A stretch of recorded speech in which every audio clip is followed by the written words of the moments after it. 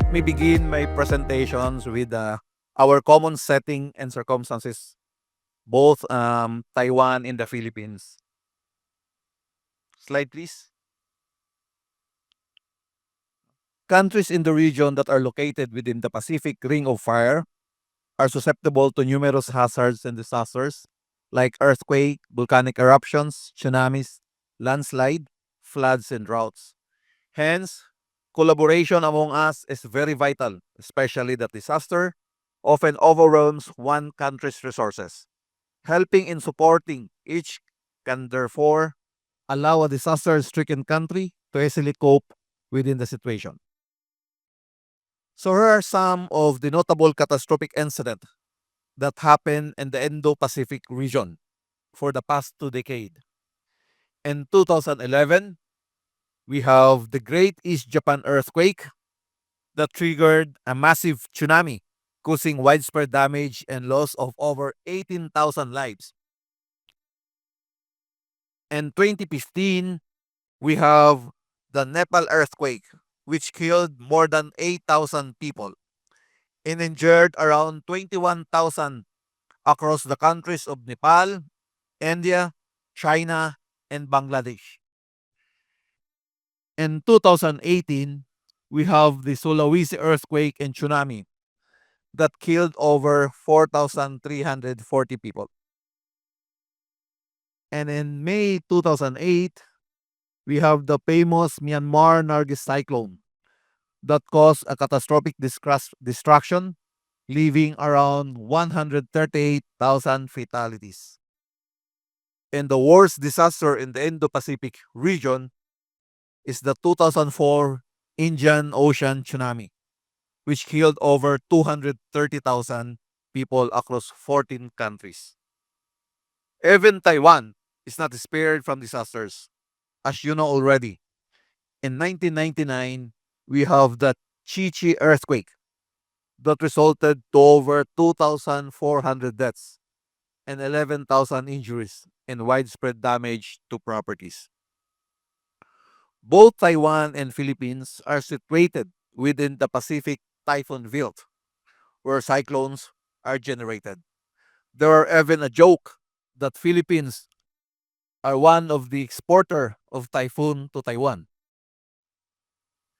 Indeed, we share the same challenges and threats to disasters, being located in the same region. Thus, I am glad that events like this being done annually, held to foster dialogue and cooperation among global counterparts and stakeholders on matters concerning disaster preparedness, response, strategies, and resilience.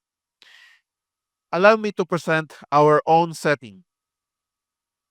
Some major disasters in the history include in 2009, we have Typhoon Undoy, causing a widespread flooding that resulted in massive casualties, infrastructure damage, and displacement of residents.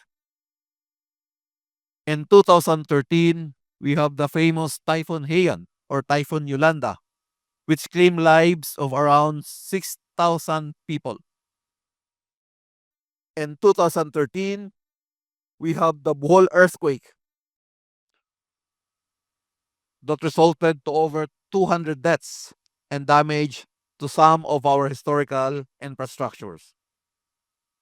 The Taal volcano eruptions in 2020, which displaced and affected more than 580,000 communities and leaving 39 people died. In 1991, we have the famous Mount Pinatubo eruption that caused serious environmental damage, and the impact is still being felt until now. It caused a lot of people died, around 847 people. In 1976, we have the Moro Gulf earthquake. It is by far the most tragic earthquake in the country, with regard to strength and ground shaking around 7.9 magnitude, and it killed 8,000 people. All these incidents had prompted the country and the legislator to enact Republic Act 10121 or the Philippine Disaster Risk Reduction and Management Act, which to improve the country's disaster management system and further strengthen its response capability, thus expanding the roles of numerous agencies in certain thematic areas. The old law on disaster management, which is Presidential Decree 1566, was enacted on June 11, 1978, were found being outdated and no longer adequate to the contemporary time. Thus, the subsequent legislation of Republic Act 10121 further strengthened the disaster management groundwork and transitioning from a reactive response to a more proactive risk reduction. This law also emphasizes global collaboration by promoting adherence to international norms and standards in disaster risk reduction.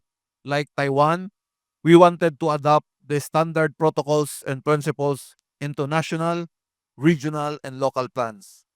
It also fosters multi-sectoral collaboration and community involvement, recognizing the importance of partnership between private, public, and the people on effective disaster management.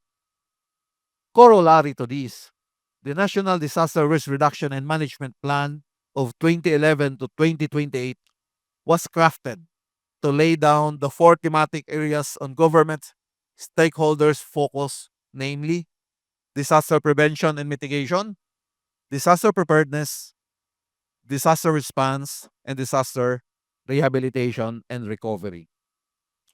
In the past decade, the Philippines had engaged in various collaboration with other countries in the region pertaining to disaster management and response, one of which is the World Conference on Disaster Reductions held in Kobe, Japan in 2005, and a global commitment to implement the international framework for building the resilience of nations and communities to disaster and reducing vulnerabilities and risk to hazard, known as the FUGO Framework for Actions in 2005 to 2015.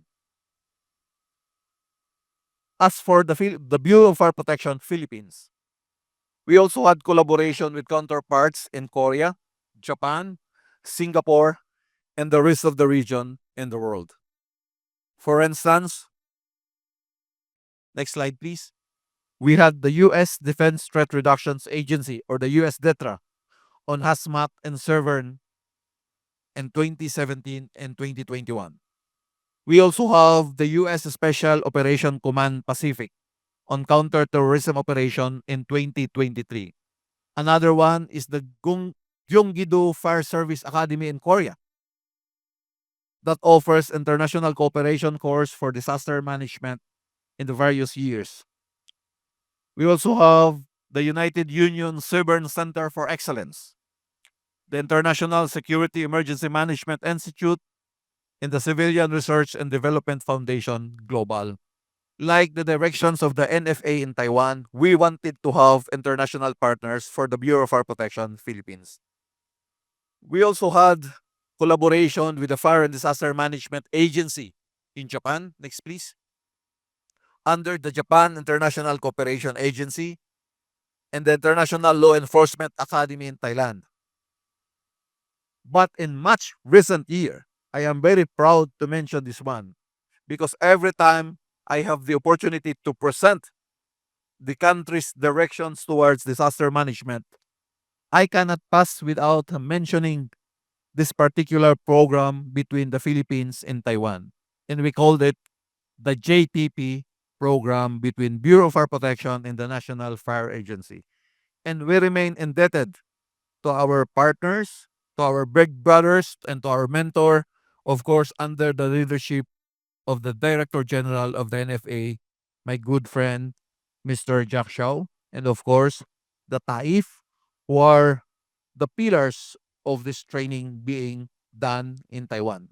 For the past 5 years, at least 5 trainings were conducted with BFP Philippines and NFA in Taiwan. As mentioned earlier by Director General Shaw, in 2019, we have the JTP1 on Managerial Service Administration. We also have the Firefighting Technique course in 2022, the Rescue Technique course in 2023, and the executive management course that are being done in 2023 also. And just recently in 2024, we have the urban search and rescue training. These trainings are aligned with the purpose of having our own accreditation under the NSARAG, and of course, accreditation of being on the international standard under the fire service in the country. And we wanted to ask help from Taiwan, of course, from the NFA. This coming months, as also mentioned, we have two JTPs. This coming June, we have the Executive Management on Fire and Disaster course. And on September, we have the Collapse Structure Search and Rescue. And this will be done under the tutorship of our partners in Taiwan in the NFA and FTC. The BFP Philippines is sincerely thankful for Taiwan government's generosity and effort imparting knowledge and expertise, as well as allowing our men and women to utilize your facilities in the training centers and resources.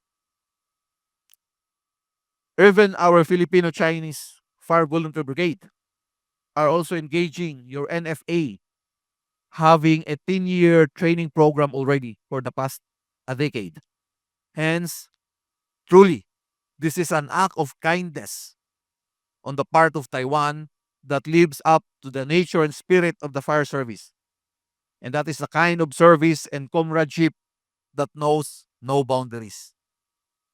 With our vast experience in major disasters, we need to share some lesson learned and best practices for other counterparts in the region. So there are some lessons we learned for the past years.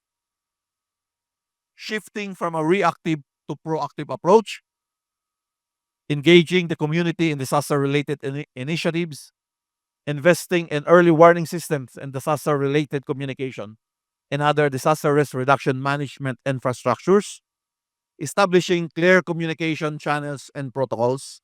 Next. Instituting an effective coordination between different government agencies and stakeholders, ensuring transparency and accountability, creating a comprehensive plan on how to run disaster management, addressing the social and economic impact of disasters. Next. Here are some of the best practices in the country, having various disasters that struck on the past decades. We are able to have our hazard mapping and identifying hazard prone areas to somehow come up with how to address the gaps between the public and the government. Assessing the vulnerabilities of communities and populations, development of contingency plans for various scenarios, conducting regular drills, exercises, and simulations. Next. Raising public awareness about hazards, risks, preparedness measures. This is the most challenging one on the country, involving the particular mindset of those in a hazard-prone areas wherein the government encountered a lot of difficulties in imparting to them the importance of preparedness, equipping local disaster risk reductions and management offices with the necessary resources and training, involving the private sector in the DRRM initiatives who can provide resources, expertise, and technologies, maintaining effective early warning system, particularly for weather-related hazards, investing in training and capacity building program for our responders. Next. In the recent earthquake incident in Turkey in 2023, we are able to send our responders to assist them. Hence, in 2024, the National Disaster Response Plan was issued as an updated disaster response guide and protocol that builds on the experience and lessons from various disasters and addresses several types of disaster, including hydromet events, earthquake, tsunamis, and terrorism-related incidents. These documents outline the country's response mechanism and leverage data and technology to enhance our capabilities. This also crafted and lined with the direction of the Philippine government to heighten the disaster preparedness and response effort of the country and enhance its capability to perform humanitarian assistance and disaster relief.